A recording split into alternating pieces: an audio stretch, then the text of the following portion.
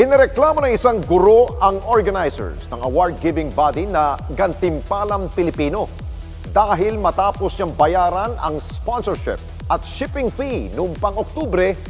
Pero alam niyo ba na hanggang ngayon ay hindi pa niya nakukuha ang kanyang award kahit ilang beses siyang nagpa-follow up at kalaunan na-block pa siya sa mga social media accounts na mga ito. Ang reklamong ito agad na nating inimbestigahan. Iba't ibang mga parangal na ang natanggap ng ating programa sa higit 3 taon natin sa Himpapawid. Kabilang narito ang parangal mula sa Gantimpalang Pilipino Awards noong nakalipas na taon. Ngunit sa kabila ng ningning na mga pagkilalang ito, tila nakatago ang isang madilim na kwento sa likod ng Gantimpalang Pilipino Awards. Isang mensahe na natanggap ng responde mula kay Camille, hindi niya tunay na pangalan, kung saan inirereklamo niya ang Gantimpalang Pilipino Awards. Dahil ang parangal na ipinangako umano sa kanya, hindi pa rin niya nakukuha kahit ilang buwan na ang nakakaraan. At upang lubos na nating maunawaan ang sumbong na ito, agad tayo nakipagkita kay Camille kung saan ibinahagi niya sa atin ang naging punot dulo ng problema. Last July 2024 po, nakita ko sa Facebook nila na they are looking for nomination of Gantimpalang Filipino Award. And then, meron po akong isang estudyante na nag-nominate sa akin para doon sa award na yon. And then, nag-inquire ako kung ano po yung mga requirements na kailangan. Ang sinabi po nila, magbigay ako ng aking CV and then i-analyze nila or i-assess nila kung qualified daw po ako for that award. After siguro mga 15 minutes, nag-reply po sila sa messenger na sinabi na qualified daw po ako para dun sa award. Sinabi niya kailangan ko daw po magbayad ng sponsorship fee amounting to 3,000 pesos. Kailangan ko muna daw po mag-down ng 1,000 pesos or 500 pesos something para lang ma-secure yung slot. Sinend ko po sa kanila yung proof of payment. Meron po silang sinend sa akin na award na Most Outstanding Women Educator and Leadership Award. And then sabi po nila maghintay daw po ako ng another communication letter para sa awarding ceremony on October 25 sa Quezon City. Malapit na yung awarding ng October. Andyan po yung bagyo. So, hindi po ako nakapunta sa mismong award venue. Sinabi ko naman sa kanila na, what if po hindi ako makarating, ipapadala daw po yung award. October 26 or 27, nag-request ako na kung pwede pong ipadala na doon sa akin yung certificate and yung trophy or yung plaque. Sinabi nila kailangan ko daw po magbayad ng 500 pesos. Kailangan daw bayaran yon tsaka yung magpa-process ng shipping. And then, dumaan po ang ilang linggo, wala pong dumarating na parcel or yung award or yung plaque. Nag-follow up po ako, maraming follow up, hindi na sila nagre-reply, hindi na nagre-respond. Hindi rin naman niya alam kung para saan ang kanyang ibinayad na sponsorship fee. Hindi po nila disclose kung para saan. Basta sinabi lang po sponsorship fee para i-cover yung food at saka yung venue at saka yung plaque. Kasi compare po doon sa ibang organization na nagbibigay ng awards, 10,000, 15,000 yung hinihingi nila. May mga ganun po talaga.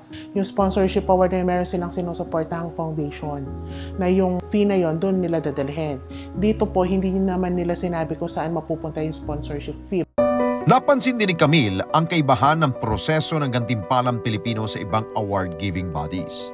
Yung iba po kasi, pag binigyan ng award, kailangan i-validate pa po nila yung mga sinabi mong mga qualifications and yung mga documents na ipapass. Sila kasi, CV and resume lang yung hiningi, pero yung ibang award-giving bodies po kasi naghihingi pa sila ng mode of verification, yung mga sample ng certificates, yung mga sample ng mga awards. Yung validation is malaking parte yon sa pagbibigay po ng award. Doon natin ma-identify, malalaman kung talagang legit yung mga dinideclare na mga informations. Napagalaman din ni Camille na hindi lang pala siya ang nagrereklamo laban sa mga ito.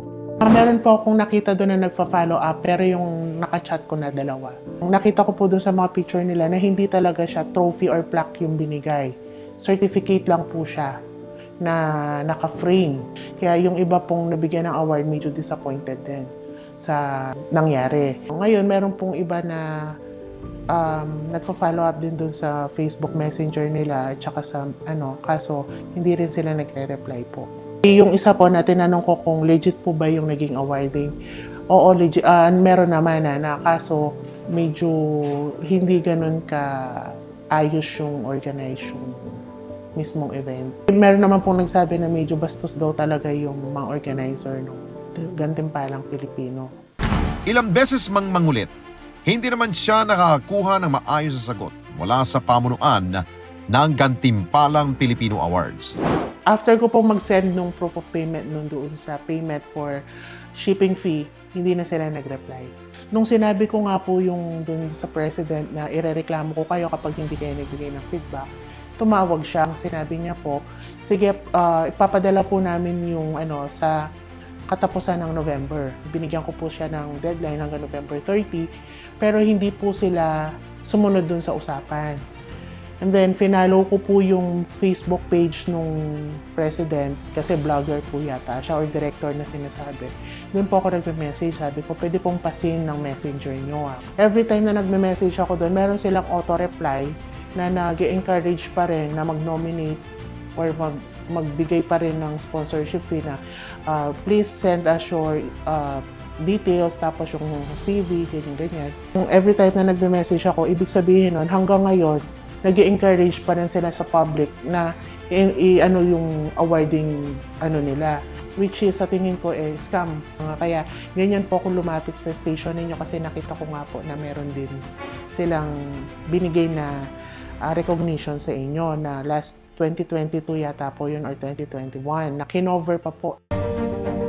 Ngunit paglilinaw ng aming programa, ang parangal na iginawad ng Gantimpalang Pilipino sa Responde ay kusa nilang ibinigay at hindi kami nagbayad ng anumang sponsorship fee sa mga ito. Makilang beses man niyang sabihin na magsusumbong na siya sa kinaukulan, nananatiling bingi naman ang mga organizers ng Gantimpalang Pilipino. Sabi ko nga ipapa-NBI ko kayo pag hindi kayo nag-reply. Kasi kung pera lang po ang usapan, 3,000, 3,500, madali lang pong kitain yun eh.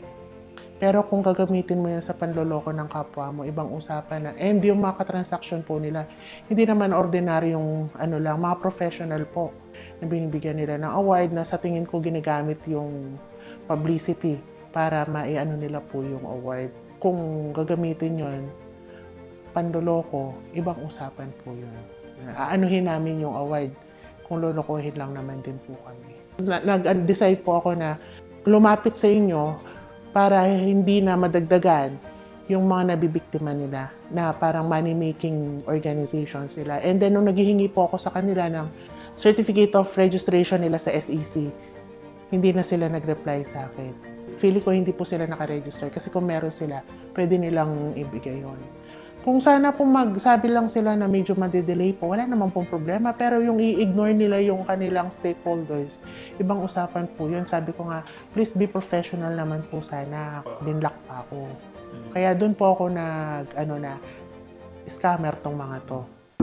Kaya't ang panawagan niya, harapin ng mga organizers ang problema at huwag magtago. Kung totoo pong gusto ninyong tumulong sa mga stakeholders ninyo, maging professional po kayo. Huwag po tayo nanloloko ng tao. Kausapin po natin sila ng maayos, ibigay sa kanila yung nararapat na ibigay sa kanila. Huwag po tayong tatakbo do sa responsibilidad na dapat ibinibigay natin kasi tiwala po ang pinag-uusapan dito. Kung gusto po natin ng maayos na at successful na organization, sana po maging professional tayo in all aspects. And yung pera pong binayad namin sa inyo, hindi po namin pinulot yan. Pinaghirapan po namin. Agad din tayo nakipag-ugnayan sa pamunuan ng Gantimpalang Pilipino upang kunin ang kanilang panig sa naturang reklamo. Sa una ay pumayag sila na magbigay ng panayam. Ngunit, nang malaman nila na tungkol sa issue ng hindi pagbibigay ng mga ipinangakong awards ang magiging sentro ng interview, at bigla na lamang silang umayaw.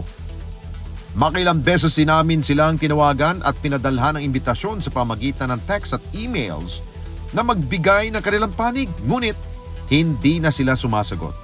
May pagkakataon din na binablock nila ang programa sa kanilang social media page. Bagamat tumangging magbigay ng opisyal ng pahayag, sinabi nila na hindi dapat nakikialam ang programa dahil awardee lamang kami ng kanilang organisasyon. Dapat umano na dumiretso sa kanila ang mga nagrereklamo upang mabigyang solusyon ng problema. Paglilinaw naman ng responde mandato ng programa na respondehan ng sino man na humihingi ng tulong, ibunyag ang katiwalian at isiwalat ang katotohanan. Ika nga, walang magrereklamo kung walang pang-aabuso, kapabayaan o anomalya. Ang paghingi ng pahayag ng bawat panig ay isang paraan ng programa para sa isang patas na investigasyon. Sa kaso ng Gantimpalang Pilipino Awards, makilang beses rin silang sinubukang kausapin ng mga nagrereklamo, ngunit hindi sila sumasagot. Taliwas ito sa sinabi nila na maayos silang kausap. Ang bawat issue ay nararapat na harapin ng matapang at may katapatan. Dahil bali-baliktarin mo man at itago ang sitwasyon, ang katotohanan ay kusang lalabas.